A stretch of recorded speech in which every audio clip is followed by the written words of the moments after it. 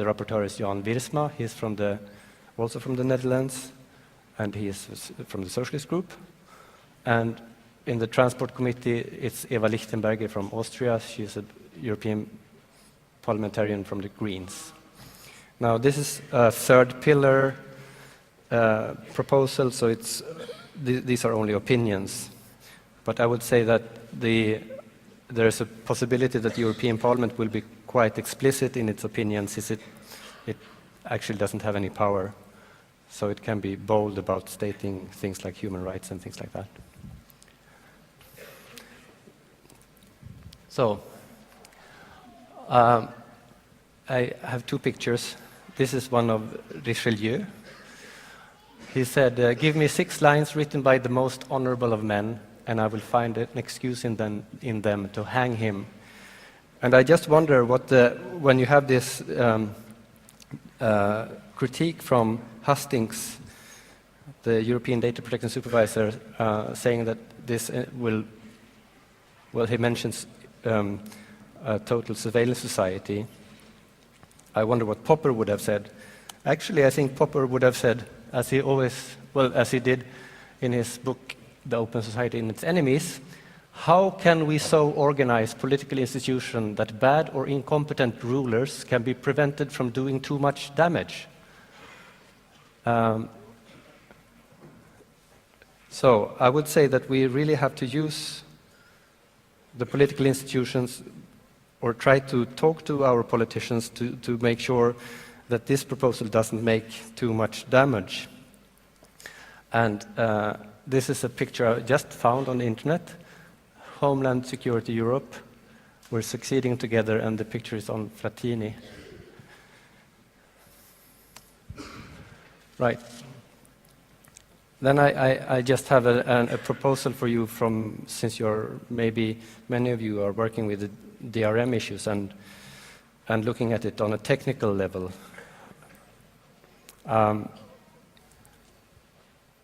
There are proposals to talk about not only digital rights management, but also personal rights management, PRM.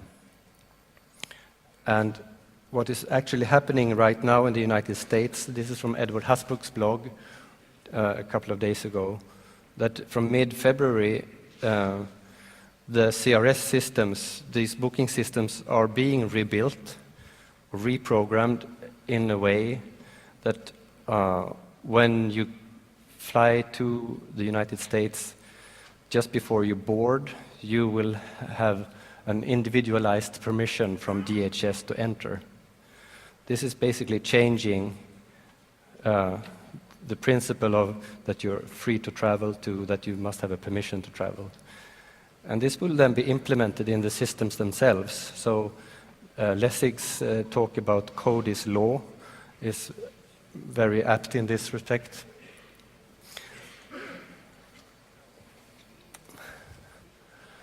And on the design level then, how would you implement something that the International Covenant on Civil and Political Rights says that everyone shall be free to leave any country, including his own, and no one shall be arbitrarily deprived of the right to enter his own country? I don't know if the United States is a signatory to this convention, but I'm quite sure that Germany and most of the European Union members are. So that's an open question whether this proposal the PNR proposal will be compliant with the ICCPR. So in the United States, I would say that EFF is working mostly with impact litigation and, of course, online activism. But the main method for working for political change for the civil liberty groups in the United States are actually litigation. So, like for example, EFF is suing AT&T at the moment for handing over customer data to the US government without a warrant. And EFF in Europe, what I hope we can do is impact education.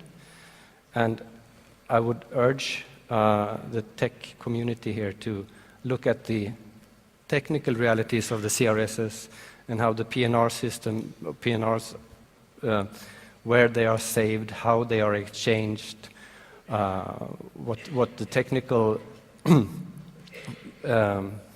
reality looks like, so that we can have an informed discussion about what this proposal really means.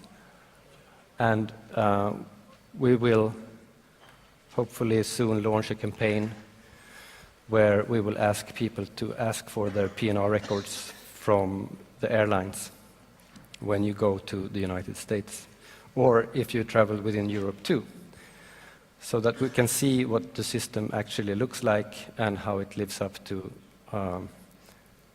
the privacy legislation we have in Europe, and maybe also the human rights we should follow. So, thank you very much.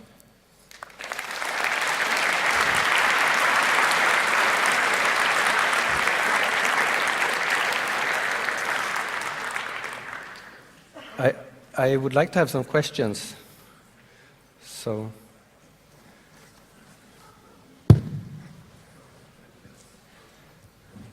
Hi. Hi. Just maybe a stupid question, but why Frontini wants to store these PUI data for 13 years and not for 12 or for 14 years? Is there any reason for that? Who's speaking? Oh, any reason for? Yeah. Stand up. Sorry. The PIU Frontini wants to build up and stores the data for 13 years, as you mentioned.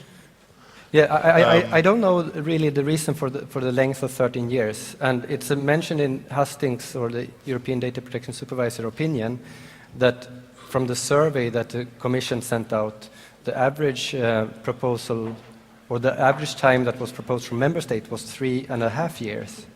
So the 13 years comes from, I don't know, probably some technical aspect of the systems that are being implemented in the United States. So that is also what Hastings is mentioning, that the European PNR proposal is very, very similar to the US system. And this is speculation, of course, but it could be that the current reprogramming for making the booking, well, that you must have a permission in real time from DHS before you enter the plane. It's quite a big change of the systems, that this is now for international flights to the United States. That when this programming is done by these 4 big corporations, it will be easy to implement the same solution for domestic flights within the United States. And when that is done, since these are global systems, it will be quite easy to jack that solution into this European PNR proposal. So you could say that it's kind of the preparation to technically implement PRM,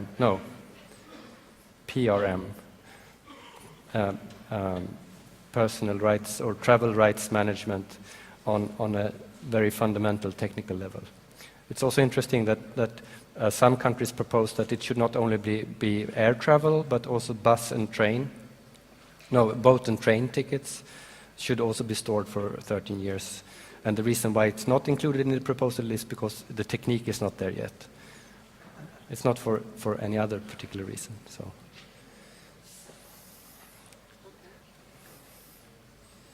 Hi, Eric. I have a question regarding SWIFT. We know that there's a similar situation. SWIFT is for financial data. When you do a financial transaction to the United States, it was a big debate in Parliament about the SWIFT data, and they also store it in US data centers, and Homeland Security has access to it. An aspect of the debate I'm interested in is protection for trade secrets. If I'm a businessman and I communicate with my business partners, this is protected as a trade secret, and I don't want foreign nations to spy on my business communication. Well, yeah. And the same also with travel data for business purposes.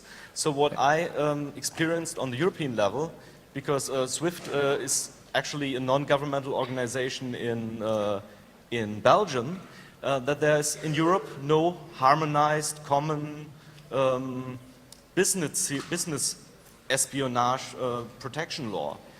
So can this aspect also be addressed in this Yeah, I think the parallel with the SWIFT situation is, it's exactly what we have.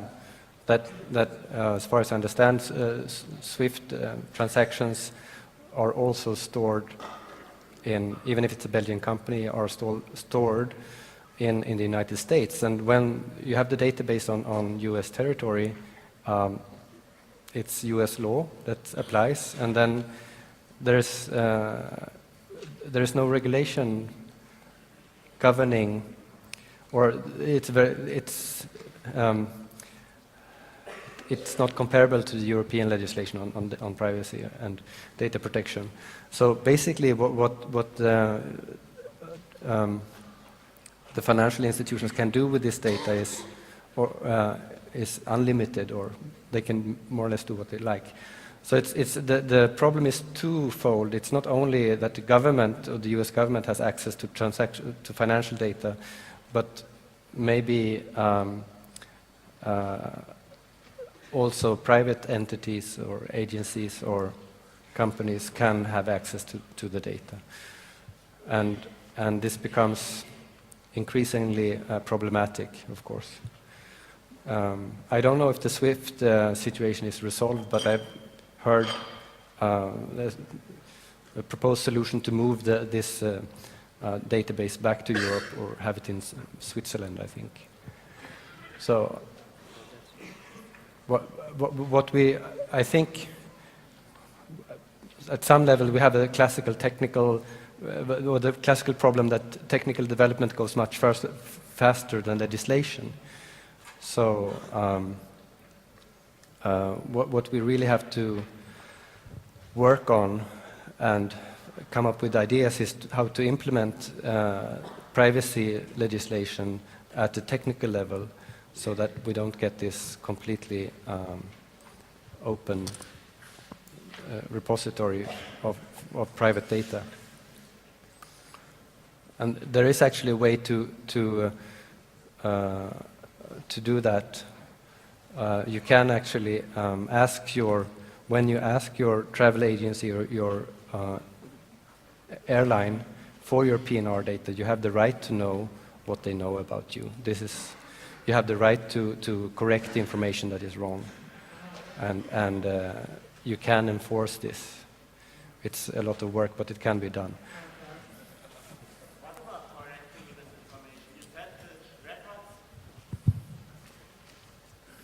What about correcting this information? You said the record can't be deleted, and as in the proposal, this number 19 was a log of all changes should be part of the record. So if someone enters wrong information about me, and I request, please correct this, maybe they will correct it, but the wrong information still is in the log. Or, yes. That's a very good question, and I think the design of the CRSs they didn't think of that when they made them 40 years ago. So that is the fundamental problems like that must be addressed, and maybe you have to rebuild complete systems, and this will be really, really expensive. And the longer we wait for that, the more expensive it will get. And maybe the cheapest solution then is to get rid of privacy law, and of course that would be a catastrophe. Hello. Could you perhaps speak a short while on the mindset of these people taking these decisions that we basically can't understand? Do they accept these because they don't understand, or do they prioritize completely differently than what we do, or why is this happening? No, I'm afraid I can't really. I haven't. I only worked with the PNR proposal for hardly a month, so I haven't met the people behind it. But I think we have an increasing problem also with